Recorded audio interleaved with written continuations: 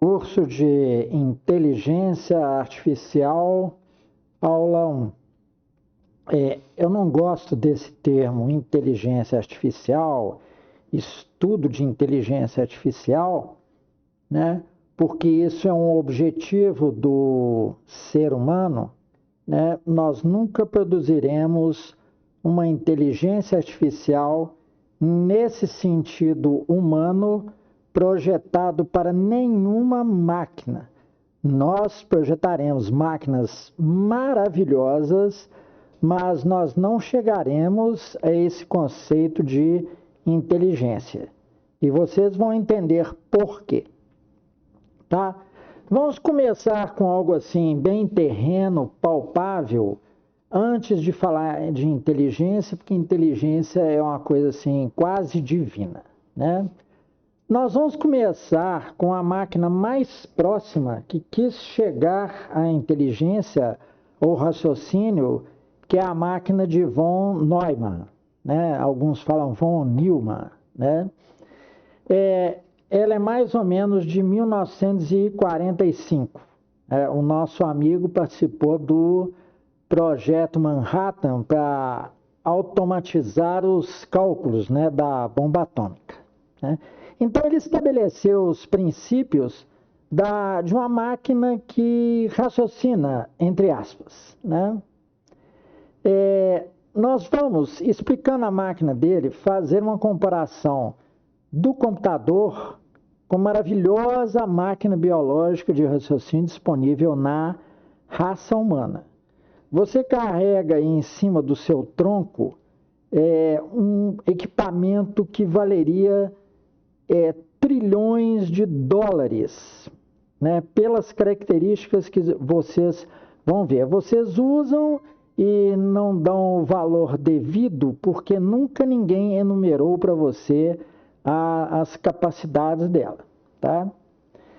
Von Neumann, ele teve uma antecipação temporal de 55 anos em relação às descobertas da biologia molecular, que descreveu o funcionamento preciso, né, dos neurônios e, portanto, do início dos princípios de como o cérebro funciona, tá? Para compreender o funcionamento de um simples neurônio, agora eles têm um ponto de partida, né? Então vejamos a máquina dele, vamos começar com coisas palpáveis para poder avançar nos conceitos, né, tão divinos do nosso cérebro. O que é a máquina de von Neumann? Ele estabeleceu, vejam bem, sem conhecimentos de biologia precisos, né? Ele tirou de dentro de si uma máquina que tinha uma porção, tem até hoje, né? A que ele denominou memória, tem uma unidade de controle, uma unidade lógico-aritmética e buffers, tá? Vou explicar por que precisa deles em termos assim, de uma máquina de fluxo. Eu não estarei explicando um computador, eu estarei explicando para vocês uma máquina de fluxo de informação, tá? E por estarmos tratando de informações, nós precisamos ter esse local chamado de memória. Ele deu esse nome porque já era um termo muito corrente na civilização. Memória é o seu depósito de ideias, né? É o seu depósito de conhecimentos, de conceitos, de definições, né? Dos objetos que você vê no mundo e dá nome, né? A forma de armazenar na memória é por nomes mesmo, né? Sejam nomes de verbos, nomes próprios, substantivos comuns, né?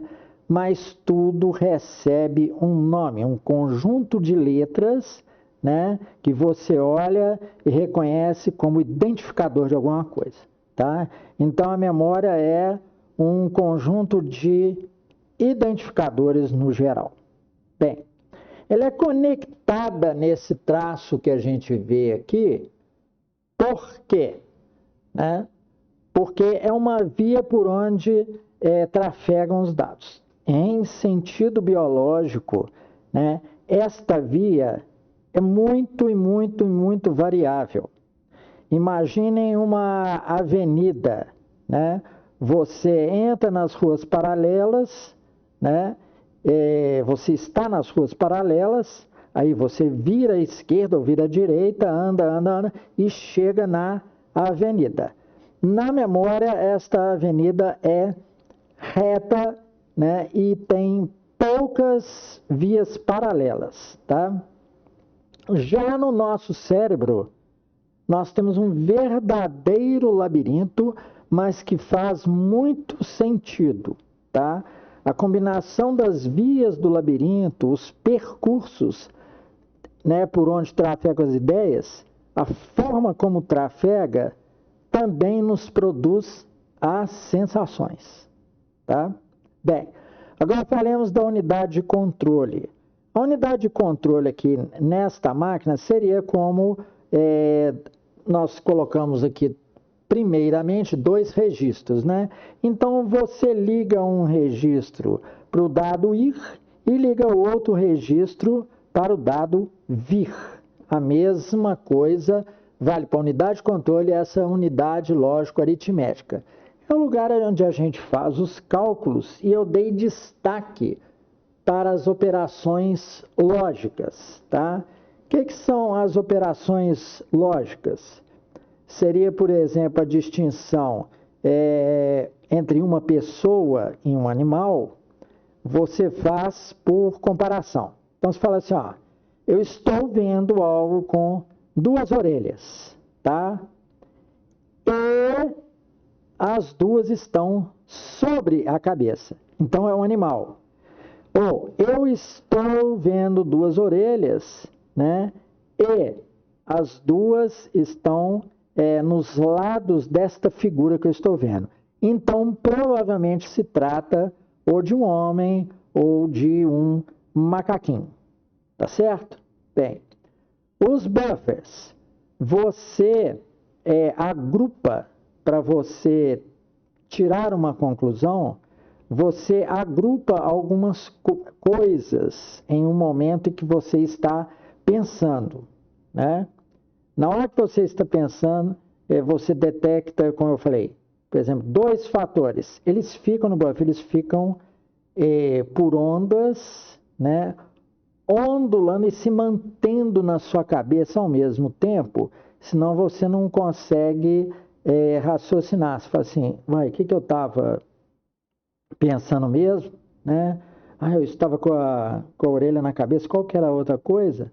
A posição delas, né? Bem, então, buffer seria isso, um lugar onde em um determinado espaço de tempo estão contidas informações, tá? Vamos desprezar as definições aí de máquina e pegar essa definição conceitual, né? E na definição de máquina, o que é o buffer? Uma pequena memória, onde estão armazenados os conhecimentos que você está lidando no momento, tá? O buffer precisa ser menor do que a memória porque você precisa pensar naquele assunto. Sabe quando te fala assim, você está saindo do assunto? É que você está começando a pegar ideias que estão fora daquilo que está sendo discutido, ou seja, de um buffer de momento. Correto? Então, explicamos mais ou menos aqui a máquina, né? Nós voltaremos a ela. Ela é o nosso princípio mecânico, tá? Mais simples para a gente poder chegar no cérebro. Correto? Então, guardem isso aí que nós acabamos de falar bem guardado. Bem, vamos continuar falando de máquina, né? Para quem conhece computador ou mexe com computador, quase todo mundo tem um convívio diário com algum computador pessoal, né? Ou com seu celular e tal. Bem, nós começamos com essa máquina de von Neumann que é bem primária, né, de entendimento quanto às coisas que estão sendo manipuladas e, de uma certa forma, os dois centros, né, que intermediam essas relações. Mas, hoje, em sistemas operacionais, não se preocupem, porque isso não é uma aula técnica de computadores, tá? Eles adicionaram mensagens dentro. O computador ficou, os sistemas operacionais ficaram tão complexos, né? Vejam esse celular que você tem na mão, ele tem um tal de sistema Android, né? Ele recebe muitas mensagens do ambiente, né? E mensagens que vão de um aplicativozinho para o outro. Imaginem o Uber e o Waze, né? O Waze manda mensagem para o aplicativo do Uber de posição. E o Uber trata da posição, da parte financeira, essas outras coisas. Mas a parte de mapa, né, fica por conta do Waze. Eu estou dando um exemplo para vocês de quando existem mensagens entre dois aplicativos. Nós temos também na máquina, uma coisa que não tinha na máquina Von Neumann foi acrescentado, que são os eventos. O que é um evento, né? Por exemplo, você começa a teclar no seu celular Android. Então, ali você está disparando um evento. Estou recebendo teclas. Você encosta o dedo no visor do seu celular, ele está recebendo um evento. O dedo tocou em uma determinada posição da tela. Tá? Temos também interrupções que não tinham nessa máquina primitiva do Von Neumann. Né? Vou até corrigir a grafia aqui, ó. A gente sempre tende a escrever com W. Essas interrupções são, imagine você fazendo um trabalho em casa, de escola, né? Aí sua mãe ou seu pai, um irmão, chega na porta e fala assim, o jantar está pronto, tá? Aí você sofre uma interrupção, você interrompe, larga a sua caneta em cima do caderno ou para de digitar em seu notebook e vai lá para jantar, correto? Isso seria interrupção. Na máquina, a interrupção é justamente quando, por exemplo, no seu computador, você manda ler um banco de dados. Então, o computador é interrompido quando o disco tem os dados prontos para te enviar, né? Ele interrompe a CPU, né, do seu computador, né? Fala assim, para de processar aí. Estou te mandando dados, correto? É isso que a gente caracterizaria como interrupções. E hoje existem mecanismos complexos para lidar com interrupções, né? Imaginem também você recebendo um vídeo do YouTube, né? Ele não abre uma via e vem contínuo para você, não, porque o YouTube manda para várias pessoas, tá? Então ele manda um segmento, né, de vídeo para você, tá? Grande, ele vai para a memória da sua máquina e você fica assistindo aquele pedaço. E ao mesmo tempo ele já está pegando os outros pedaços, as outras cenas, né, subsequentes do vídeo, correto? Então, enquanto você vai assistindo, né, o seu computador também é interrompido, né, para vir mais pedaços de vídeo. Tudo vem na internet em pedaços. Ninguém recebe bolo inteiro, tá? E hoje também uma coisa que o Von Neumann não tinha pensado, né? Estas duas unidades aqui fazem a sua CPU, que é o tal do core, né? Um cerne, uma parte principal. Hoje, nós temos computadores multicore, vários núcleos. O seu celular deve ser um quad-core, 4 núcleos, ou então um octa-core, 8 núcleos. Correto? Isso te proporciona aquela sensação de que tudo está ocorrendo ao mesmo tempo. E hoje ainda existe uma coisa mais precisa no celular, que não era nem pensado nos anos 90, nem no começo dos anos 2000, que é o balanceamento de temperatura. Tá? Um processo, ele pode andar de uma CPU que está quente, né, para um núcleo de CPU que está frio, não usado. Para quê? Para não permitir que aquela outra CPU esquente. Ou seja, hoje já está chegando a um nível de detalhamento que eles estão preocupando com detalhes mesmo de funcionamento de máquina, tá? Bem, agora que nós vimos esta máquina aí terrena feita por um homem, né? Nós vamos compará-la com a nossa máquina biológica. Então, preparem-se para prestar muita atenção, porque a máquina mais complexa que existe é esta que nós carregamos sobre os ombros, tá? Bem, aqui está a nossa máquina biológica, né? Vamos falar o seguinte, para vocês conseguirem dominar esta figura, ela tem duas partes. A parte de cima, com essas duas longas filas horizontais aqui, ó, traços horizontais.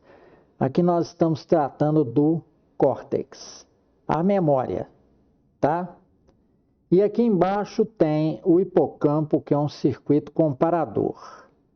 Nossa, mas que engraçado, né?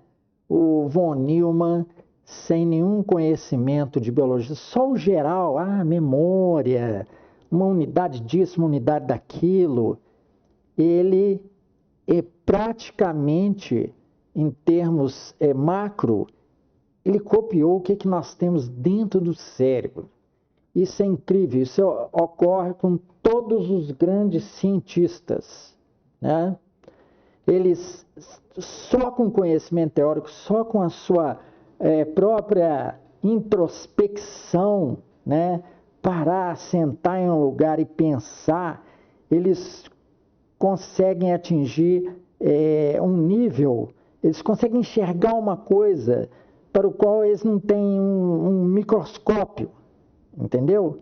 Ele não tinha como atingir esse nível de detalhamento, porque esta pequena parte aqui embaixo, ó, esses traços aqui, ó, todos que estão escritos camada, camada, camada, estão no córtex, estão em uma camada de alguns milímetros no topo do seu crânio, correto?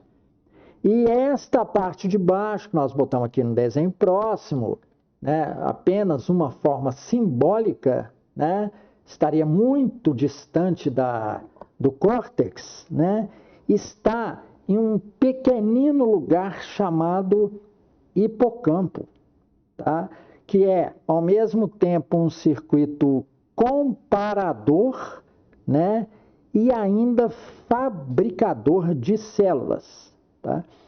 Hoje, no computador, você não tem essa capacidade. Por isso que eu falei assim, um homem não vai atingir a inteligência nesse sentido divino. Por quê?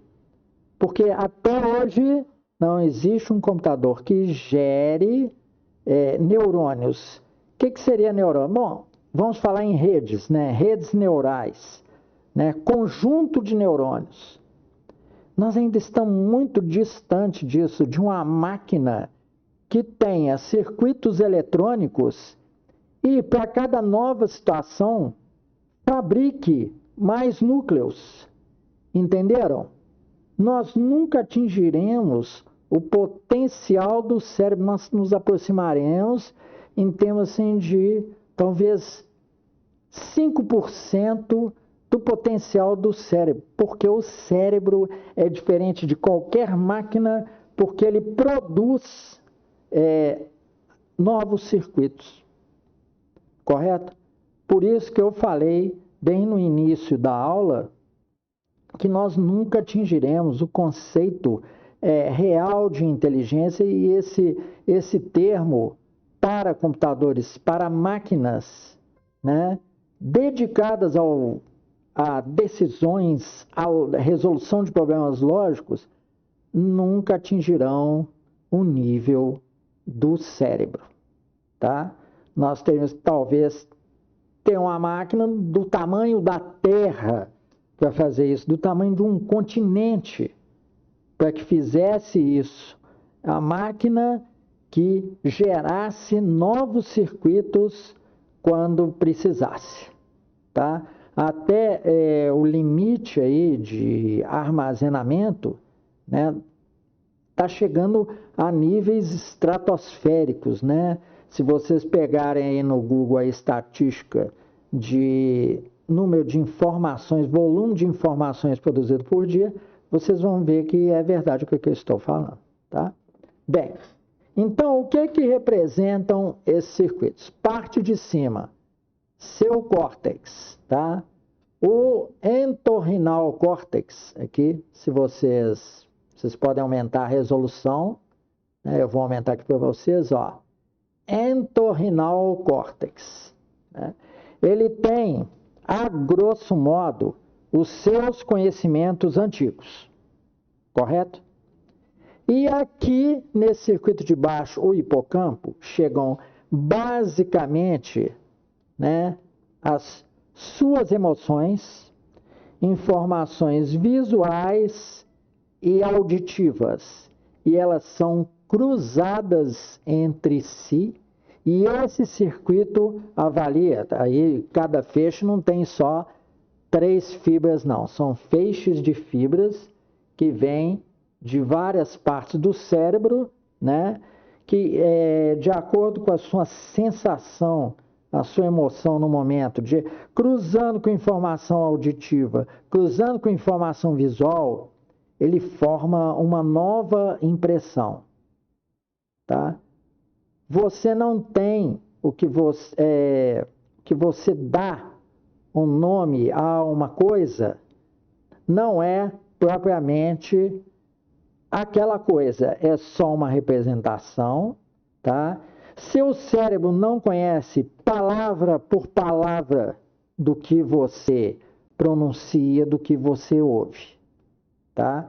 Você guarda impressões, quadros impressionistas, tá? Até no caso que eu falei do animal, lá, falei assim, vem para você uma cara que parece um rosto com orelhas. Aí você avalia se elas estão em cima ou ao lado, né? Se elas estão lateralmente ou estão na parte superior da cabeça. Para te dar, a grosso modo, se aquilo se trata da imagem de um animal ou de uma pessoa ou de um macaco, né? Porque macacos têm orelhas laterais.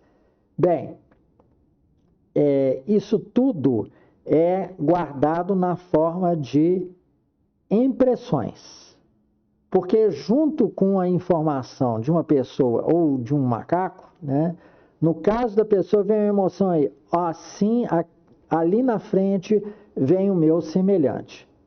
No caso de uma figura que é animal, que pode ser um animal inofensivo ou selvagem, e a esta impressão visual também se mistura uma impressão de medo.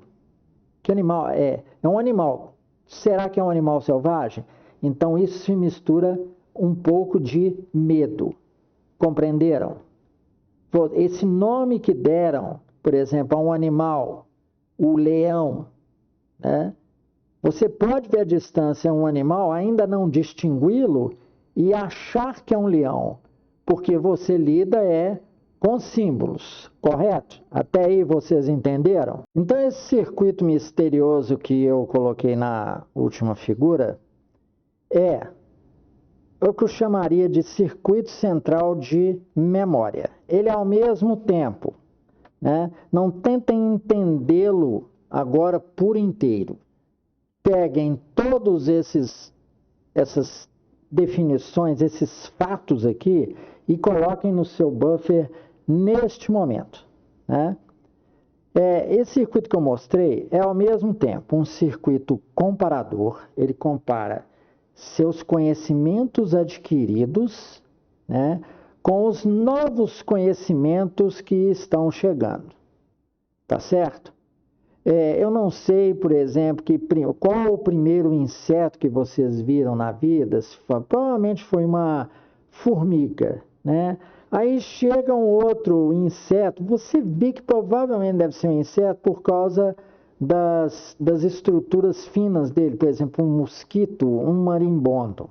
Então você já compara com aquilo e fala assim, engozar, tem o mesmo tipo de estrutura, tem a mesma lógica daquela formiga que eu conheci em primeiro lugar. E aí você começa a ligar seus conhecimentos novos, o que você começa a ver, né, ao que você já viu, tá?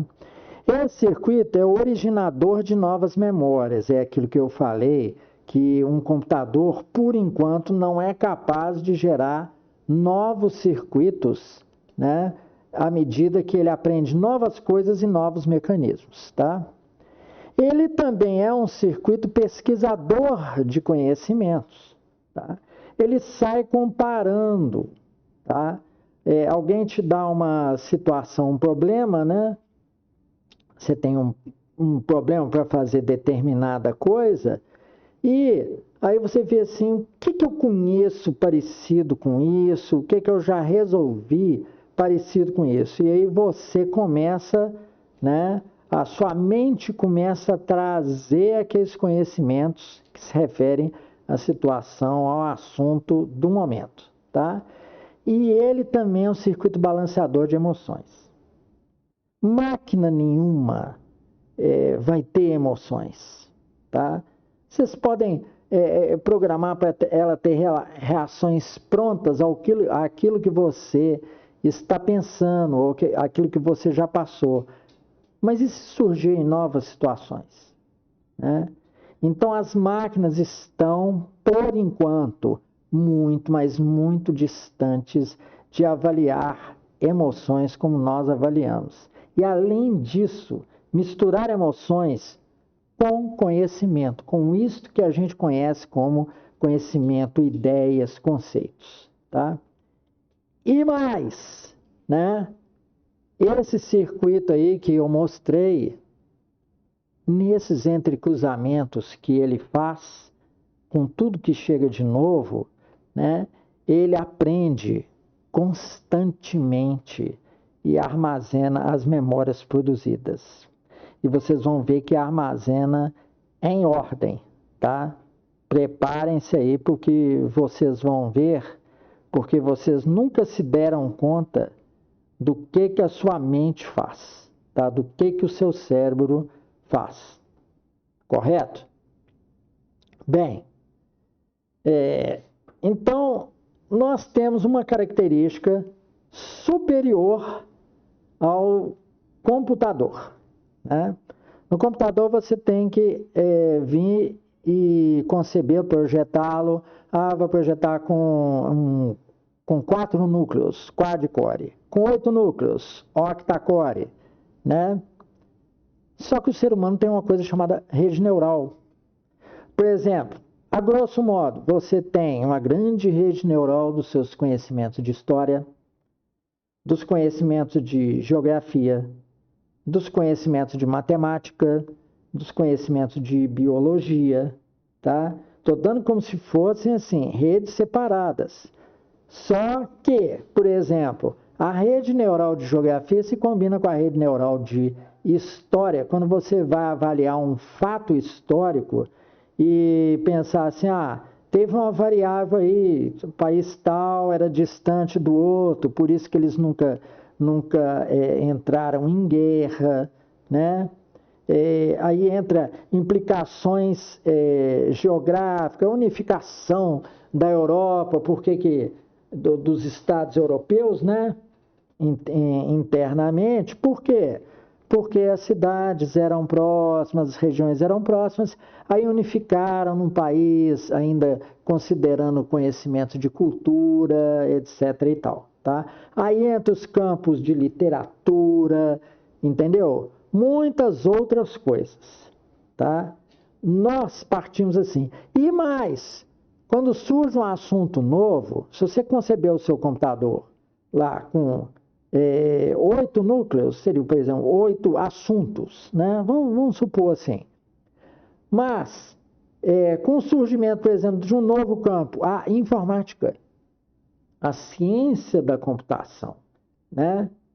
A mente humana pegou e separou um lugar no cérebro, e hoje nós conhecemos, né, esse depósito de conhecimentos relacionados a circuitos eletrônicos dedicados a armazenamento de informações, classificação, etc. e tal, como ciência da computação.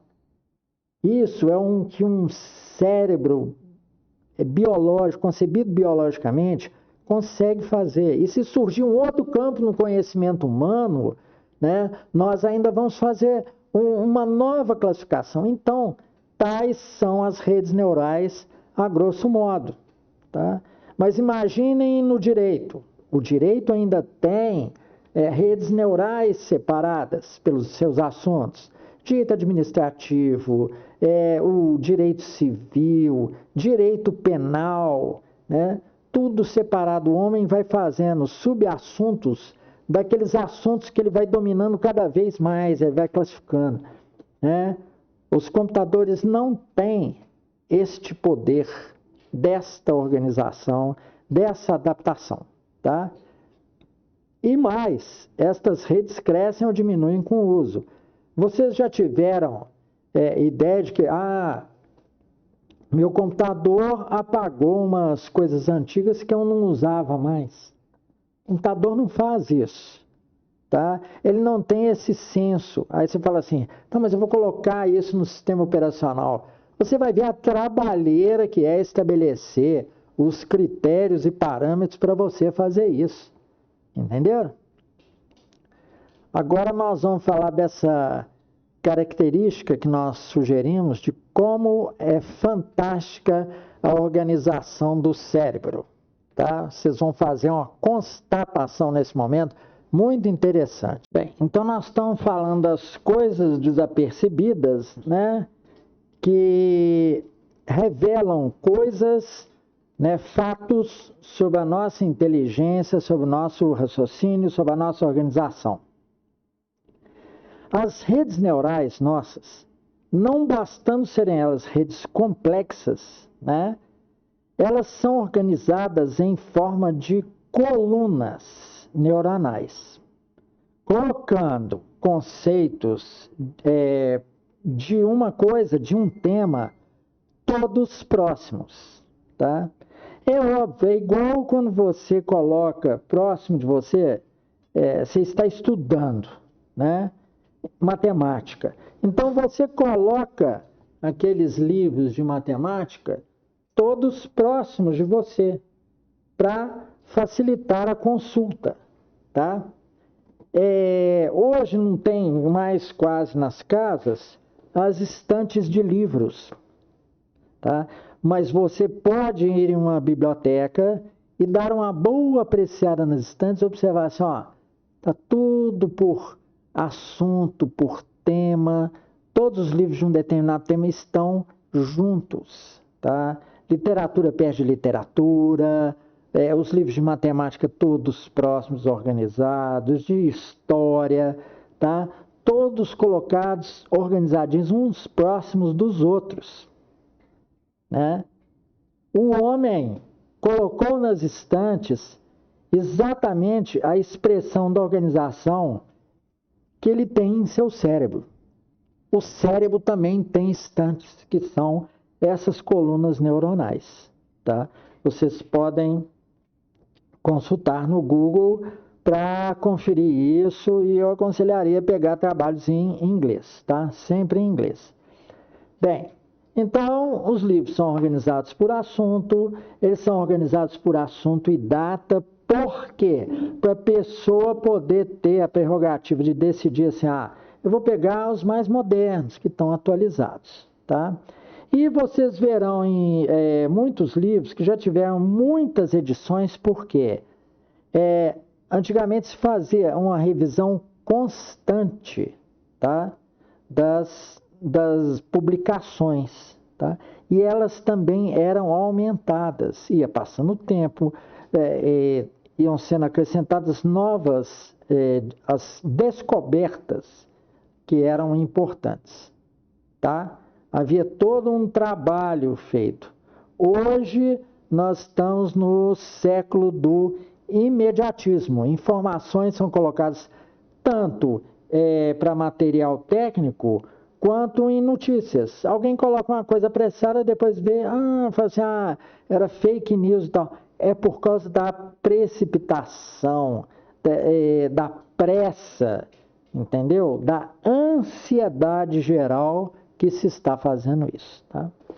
E essas redes ainda têm uma outra característica, como se não bastasse as que nós já enumeramos, que o cérebro protege as redes antigas. Por quê? Porque elas têm os nossos conhecimentos primitivos, os primeiros. Lembra quando eu falei para vocês do inseto?